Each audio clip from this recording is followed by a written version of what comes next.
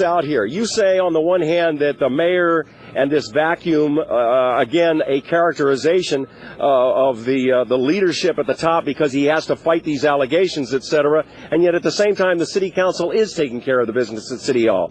So is it one way or the other here? How is the business of the city not being done when you guys are saying, no, we're on top of it and we are getting it done? Yeah, as we said just a few minutes ago, it's very clear that we have a mayor that is inability to lead this city. And that will impact us on a variety of levels. It'll impact us on our ability to attract jobs to the city. It'll greatly harm us in our ability for folks that want to invest in the city, put projects through the city, all the uncertainty that creates. And that is one of the most important things that we should be doing right now, particularly coming out of this recession. Okay, the big picture then, the president and or the CEO, the guy that's running the city, not Waldecker, the interim manager, etc., but the leader, the figurehead. That's a big deal. We, as the city council, can only do so much when there's this kind of vacuum at the top. We don't have a staff problem. We have a leadership problem in the mayor's office. And the best thing that he can do to solve that is to step down. Our message today was very clear. Well, Todd and I, in a bipartisan fashion, have said we're going to come together. We're going to come together as a council, use all of the council's powers and abilities that we can to ensure that we're holding the mayor's office accountable, that we're holding departments accountable, that we're making sure our oversight functions on all city operations so that the city is working. Because at the end of the day, that's why we're here. And we're going to keep our eye focused on that ball. We are just moments away from a press conference involving noted attorney Gloria Allred, who represents women in these kinds of issues.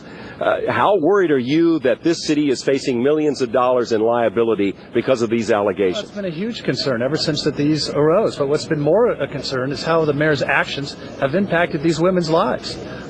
We stand behind them. And it's just unacceptable. The mayor needs to do the right thing. He needs to step aside.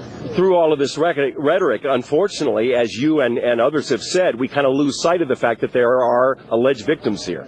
There are. And the fact that, what they went through, the extreme personal nature and how difficult it is to come forward, we stand behind them. This kind of behavior is not allowed to happen. And when you have the mayor of the city of San Diego, who has come out in his own words and said that his behavior was wrong, that he disrespected women, that there's a monster inside him, it's time for him to go. Kevin, he is dug in. That is not my characterization. That's the characterization of every political observer that has known this man throughout his career in Washington and here as a member of the school board, as a city council member, then as a congressman. He is dug in and he thinks right's on his side. He says, I'm sorry, I'm guilty of bad behavior, but not the legal definition of sexual harassment. I think it's clear that if the mayor wanted to put the best interests of the city of San Diego first and foremost, he would step aside. All right, Kevin, thanks so much for sticking around. That's 2nd District City Council member Kevin Faulconer, again, reiterating the fact that the council can only do so much. Leadership at the top. That leadership, right now, there's a vacuum, according to them, and the mayor needs to step down. We are back to you in the studio. All right, thank you, Ed, very much. Steve Bosch is standing by at the Westin Hotel down.